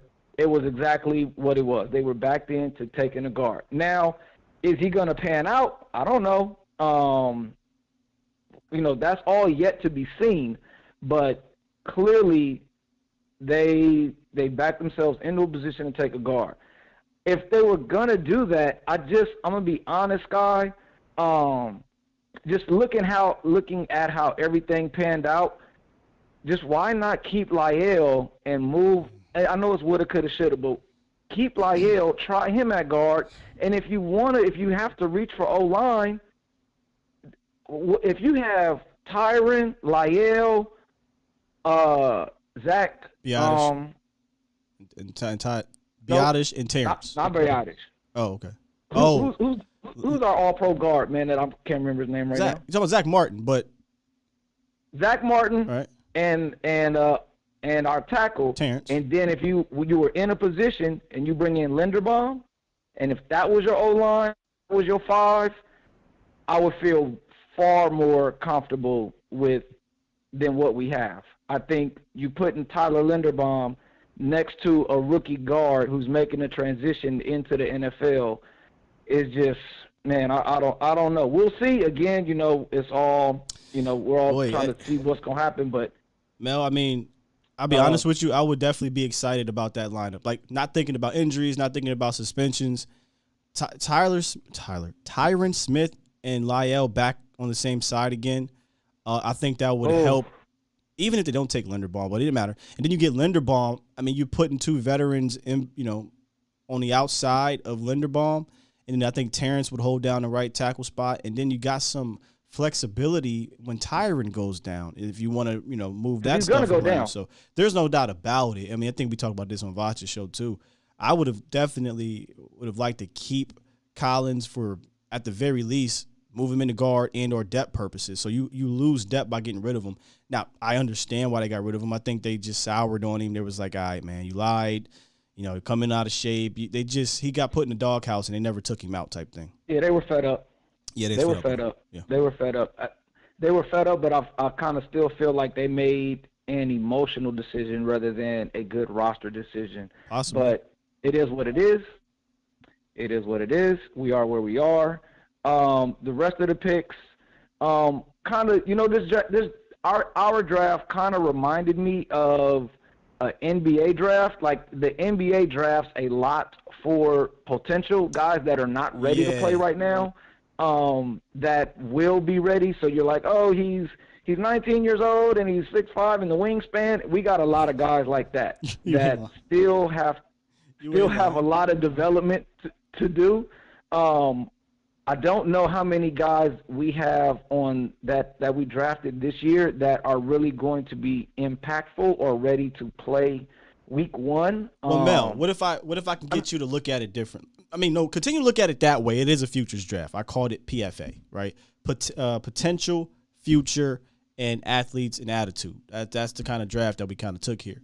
But if I can get you to kind of pivot on year 1 stuff, I think they're going to get a lot of these guys to play year 1. I say a lot, but a handful of these guys to play year 1 because they might need to. John Ridgeway, we talked about yesterday. Ridgeway right now and Bohanna are really your only true one techs.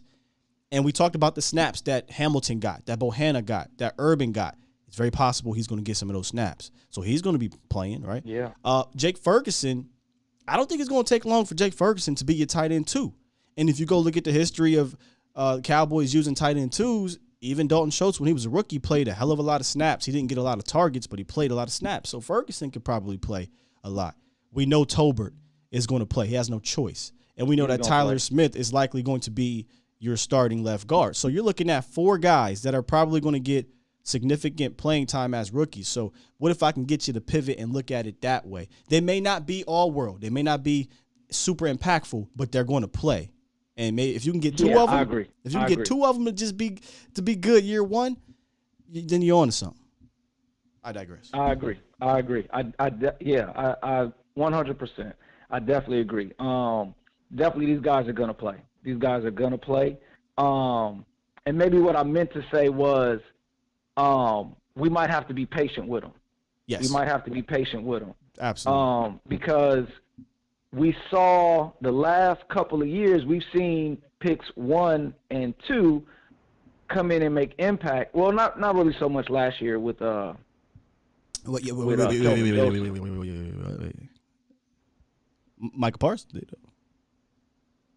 Oh no! I was saying picks 1 and 2. Okay. Picks 1 and 2. Oh, 4 and 5. 4 and 5. We want both of those seats. Yeah, you're right. Yeah. So we saw CD and we saw Trayvon both come in and make immediate impact, and then we saw Micah and we saw some of the guys along the D line come in and play well last year. We could go back further, bro, and we were talking about just first overall picks. Maybe we do need to kind of hone in our expectations, or maybe we have been spoiled. You can go back to 2014. We saw Zach, our first-round pick, become an all-pro, right? Fast forward 2 years later. Ezekiel Elliott became an all-pro or a Pro Bowl, whatever, as our first-round pick. Fast forward 2 years later. Leighton Vander Esch became an all-pro Pro Bowler his first year. Fast forward. People don't want to talk about that. It happened. It happened 2 more years later. You had C.D. Lamb, basically had 1,000 yards with 4 different quarterbacks. He was super impactful year one. So we kind of been spoiled with our first-round picks being super impactful year one. And don't forget last year. I don't know about that. Don't forget that man last year. And then last year, Don't forget that man Michael last Parsons, all-pro, all-world, everything last year. Maybe our best first-round pick from a production standpoint in year one. 20 years? Ooh. I guess Zeke. Zeke would be up there too. But I'm gonna say it's neck and neck with Zeke. Okay, neck and neck with Zeke. Yeah, neck and neck with Zeke. All right, there you go. So we've been spoiled, right? So is Tyler Smith those dudes? Probably not.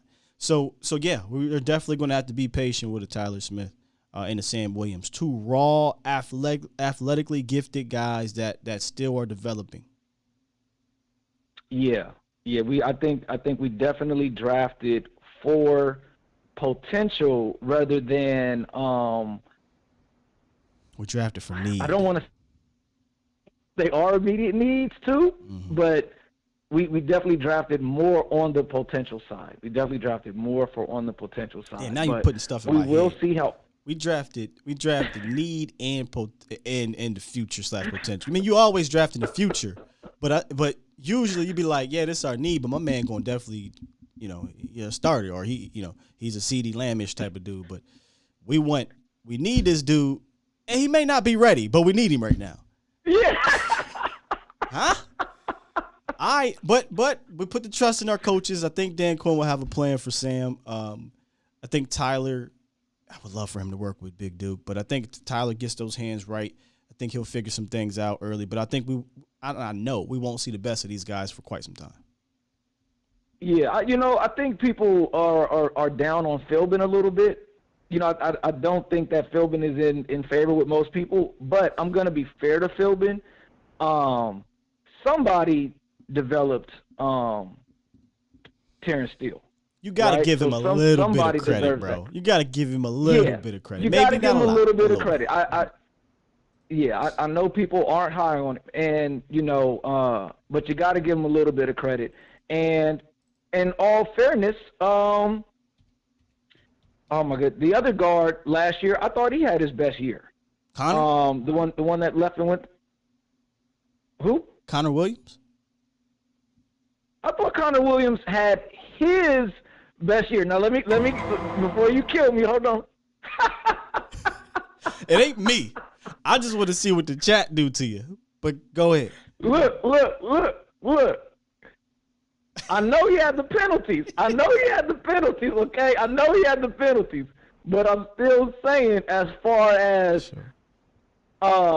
productivity outside of the penalties, you can't make him bigger, bro. We can't, like, Philbin can't make him bigger. Hey, Bell said, outside of getting benched, outside of getting put in Dak's lap, outside of you holding, he only got that motherfucker had his best year of his life. Ooh. Look, he only got benched. He only got benched because of the penalties, though. Outside of the penalties, he was playing cool. He wasn't that bad, bro. He was only because of the penalties. I will say this, Mel. He was our best left guard.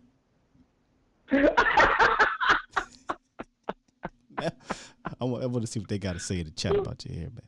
No, I see what you're saying. I see what you're saying. It's just, I'm sorry, I can't ignore 17-11 penalties. Hey, look. I can't do it. You couldn't make him no bigger, man. He had to hold. Look, outside of that, for him, for what he was, for who he is, I thought he had his best year. But I get it. That ain't gonna look. I can be Mr. Unpopular Opinion for like 5 seconds, but. A special case said, I gotta drop this on you, bro. Hell no. To the no. Hell to the no. Hey, Mr. Unpopular Opinion 2.0. Connor was. Yeah, for real. He was, yeah, man, I'm sorry. He had all them penalties. But I say that to say. Yeah, in close. It's been a while. That's why I'm letting you go, bro. Yeah. In closing, let Tyler get coached up a bit, and let's see how it works out. I know a lot of people might be down on the pick. Let's let him get coached up. Let's see how it works out, and let's rock from there, man. I put my trust in DQ as far as the DN goes, and let's see how he can be used in what we're trying to do defensively, and let's see how this goes. But well said. Sky, as usual, Bo. Great tapping in with you, man. Great show. Love talking to you, bro. Cowboy Nation. Love y'all. Even if y'all cooking me, it's all good. Salute, bro. Appreciate you. Enjoy your weekend, man. That was funny. Real quick, let me get to some super chats. I'm actually going to read a super chat from yesterday. Lamont, you dropped $9.99 in the super chat. I didn't get to it. I noticed it after the fact. Apologies. So I'm going to read these. Hit the chat. We out of here. We in overtime today. It's Friday. We ain't doing nothing. It's Friday, as my guy Voch would say. We ain't doing nothing else. We rolling out the TV. Lamont, Sky, just asking my brother, do you think the boys will try to change the offense to some of the 2014 season? I feel like if we can hit 2K on the ground with our defense, we easily take the NFC. Sounds like there may be a change in philosophy according to one Bobby Belt. So, and honestly, I've said this plenty of times. This team is better when they're balanced. This team is better when, obviously, the running game. I don't like the statistic people like to throw out about, well, when you run the ball, yada, yada, yada, because there's context to all that, right? But at some point, you can't ignore. That stat is crazy. I like to look at the yard stat as opposed to the actual carry stat. Like, oh, we hit 20 carries, we're going to win. That's not really how that works. How efficient? I wonder if there's an efficiency stat. When Dallas Cowboys are, I don't know, X amount of success rate on the ground there, whatever and whatever record-wise. Professor O, you the numbers guy. I know you just dipped out of here. I'm going to hit you up. Go find those numbers for me. When the Dallas Cowboys run the ball at a success rate of yada, yada, what is their record?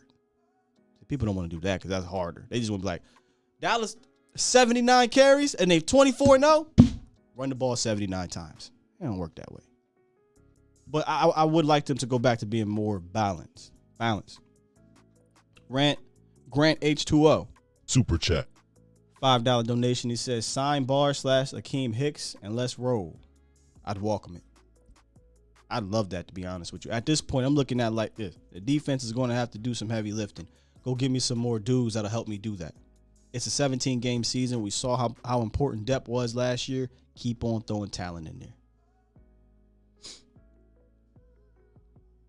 Tyson Lavero, appreciate you for the $10 super chat. How can we all not admit they are punting on the season? Future draft, cut starters for cap purposes, resign Gallup, who will miss time. Just good enough to fire Mike McCarthy. This is for Sean Payton.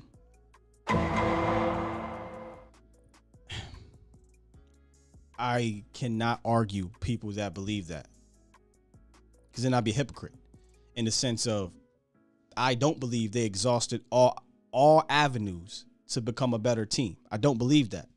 So I can't argue with you that it looks like they're punting. If I had to push back on it, I'll say this.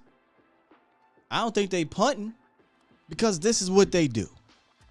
If that makes sense, right? They're not going to sign tier 1, tier 2 free agents. They're not going to make these trades. What he's going to do in regards to one Stephen Jones is he's going to always fall back to the Amari Cooper trade from 5 years ago, 4 years ago, whatever it's been. Well, at one time I did make that trade. Look at me. Look how it panned out, y'all. You don't got to stop. But anyway, so I think this is what they do. So I don't necessarily think they look at it as punting. I think they look at it as, hey, this works for us. Look, we're 12-5. This works. 3 seasons before that, we were 10-6. This works. But I ain't mad at you, Tyson. Special K, I mean, it makes sense. Steven had opportunities to make this team better, and he didn't. I don't think they exhausted all avenues. And that's me. I'm tired. I'm effing tired. Right? And I'm sure a lot of y'all are. Exhaust these avenues. What is it going to hurt? What is it going to hurt to sign a guy to a big contract that you think could come in here and be a beast? I ain't saying got signed 7 of them. But 1 or 2 ain't going to hurt you. Gregory, give Dak 2 more seconds to throw and look out. Well, the statistic that Miss Freeland, Cynthia Freeland, dropped. Go check that out. A to Z Sports Dallas. Versace Vibe says Cowboys don't got cap space. You are wrong, sir. They got about $15 million in cap space, and they'll be getting $10 million in about 11 days. So they'll be up over $20 million. They got plenty of cap space. Let me just tell you about cap space. Okay. The New Orleans Saints were $700 billion under the cap. And they managed to go get Marcus May, Tyrann Mathieu, and Jarvis Landry. Now, I'm not saying these moves are going to shake up the world, but Tyrann Mathieu ain't no slouch. I love Marcus May. And Jarvis Landry is an added weapon for quarterback Jameis. Now, I think where they're going to slack off is that they lost Sean Payton. Y'all can talk about Sean Payton all you want. I think Sean Payton's a damn good coach. I know his resume is very similar to McCarthy's resume, yada, yada, yada, but throw in some context, right? Throw in some context there. Trey said, Vach got me randomly saying, we just going to leave that one alone. I don't even know what he got you randomly saying, but yeah, Vach will give you some Vachisms. Locks44, when is a star writer for A to Z Sports? Matthew Lennox going to come on the show. We working on that there, man. We working on that. I told you we got a segment I'm trying to get implemented, but we got to get stability within our staff first before we start doing the I call it writer's block. I want to start that. I think it'd be a really cool segment in the dead period, or a really cool segment, especially for the season. But probably the first one up. I'm sorry about that, man. Thanks for the info. Oh, nah, man. Don't be sorry. You're good, brother. You're good.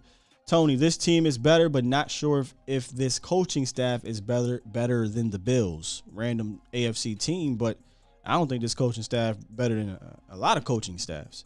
But Dan Quinn here, so give me a little hope. You know, it's like I got hope because we got a franchise quarterback, and I got hope because we got Dan Quinn. You know what I mean? Football's not like a box of chocolates. Reggie said, just give me one. I think you're referring to one of these tier 1, tier 2 types. Chris says, why are we worried about picking up guys now? We should wait until the 53-man roster cuts in August. Why wait? There's free agents out here that don't need to be cut, right? The Akeem Hickses, the Quans, the Anthony Barrs, the Dwayne Browns. You don't got to worry about cutting those dudes. And to be completely honest with you, would you rather have one of them or a guy that the team is cutting because they can't make the 53 in camp? That means that they got all offseason, training camp, preseason, mini camp to look at this guy. And they said, nope, we don't want him.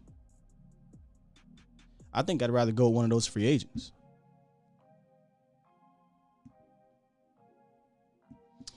Jarvis had 570, says Jose rather have James. I mean, yeah, we got James, right? But you could have had both, Jose. I love, and this is not a knock on you, Jose. I've done this. I sometimes do it too. And I see it all over on the Twitter sphere now. Other teams make a signing, and do not lie, Cowboys. You're lying if you don't do this. Man, he ain't shit anyway. He ain't this, and this anyway. Go look at what he did last year. He 570 yards. I'm only using that example, Jose, because you said it, right? 570, he ain't shit. But if the Cowboys signed him or whomever the hell it is, you know what you would be doing? The same thing you doing with James Washington and his 233 funky ass yards last year. And that's no knock on James Washington. That's just kind of the hypocrisy within the fandom that we have in ourselves. And I gotta call it out because I think it's funny. He ain't shit. But if Dallas signed him, them 233 funky ass yards is going to turn into 1,000. I just think it's funny. Jose said, book it. Anthony Barr is going to be a Cowboy. Oh, Tony meant Bill Parcells. You said the Bills, man. All right, let me get out of here. This has been a fantastic Feel Good Friday show. But before I do that, one last read. We got a super chat. I will get to you in a second here, super chat. But let me read this one last read before we get out of here on this Feel Good Friday. Freeman Mazda Ride of the Week is a 2022 Hyundai Sonata. It's a family sedan that's both visually interesting and really good value. Hyundai's midsizer comes in a variety of flavors, from well-equipped entry-level trims to the trio of thrifty hybrids to a tire-squawking performance model. If you want more information on this week's Ride of the Week, hit up freemanhyundai.com or visit Freeman Hyundai in Irving, Texas. CT said everybody does it. I know. That's why I said it's kind of ingrained in our DNA. I think it's hilarious, though. We got one more super chat, and then I get out of here. Super chat. Tyson, appreciate it, man. Another $10 donation. He said, I know that this is what they do, bargain shopping with free agent market, but I can't remember them cutting good players under 30. Under 30, under contract, Coop Collins got worse and still holding that cap space. Tyson, bro, I ain't gonna argue with you. You're right. I don't recall them willingly moving on. Actually, let me slow down. DeMarcus Ware was probably the last one I could think of. Not Jalen, not Dez, although some people will say Dez. I mean, if you want to be real, you can kind of compare it to Dez because they didn't really go and address it with a similar player. It took them to go trade, so I guess you can say Dez. So they've done it. But it felt like they did it at an alarming rate this year, and Collins gone. It's just not. I know everybody hates him, but it'd have been nice to keep him, move him in for at least depth. Cooper gone. I know everybody hates him now. He ain't shit. 800 yards. He don't play. He a punk and all that. I know, but it'd have been nice to keep him and still draft another receiver. Fumbling the Randy Gregory. I know everybody hates him. He smoke weed. Toxic fan base. I get it, but if you'd have kept him. These are talented guys you keep and then you add on top of that, as opposed to losing them and trying to replace it. So, feel you. All right, man. I'm done. Be here forever. We went overtime today. It's been a good week. I'm excited for this weekend. It is Feel Good Friday. So before I go, y'all got to let me know real fast if you can. What has you feeling good heading into this weekend? For me, it's a variety of things. My bro Vach is coming through this weekend. We're hitting up the Dallas Mavericks game 3 at the AAC. First ball game around here, so I'm excited for that. Told y'all earlier, my dog is continuing to get healthy. Excited for that. And just the weekend in general, man. Weekend in general. I love it. So that is what is making me feel good. Feel good this weekend. Let me see. Anybody drop some? Tony says, great weekend, fan bam. One love. Salute. We should have kept Coop and Lamb. Special K with the FGF. Feel Good Friday. Peace out, Sky. Got my B-Day coming up Sunday. Going to be a good weekend. There you go, King Element. Happy birthday, man. Happy birthday. Jose said Michael Parsons. Oh, and remember, Micah might even be there at the softball game. We'll see. Hopefully next week I'll have more information on the ticket giveaway for the celebrity softball game here, and not in Dallas, but in Arlington, Texas at the Texas Rangers Stadium. All right. CT Maddenhead heading to Boston for game 3. Salute, man. Feel good. All right, we out of here now for real.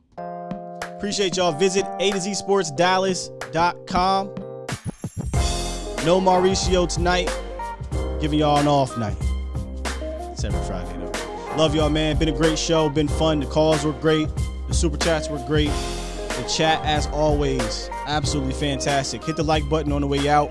And y'all have a fantastic, fun, safe weekend. Whisper this. Go Mavs. We out of here. Peace.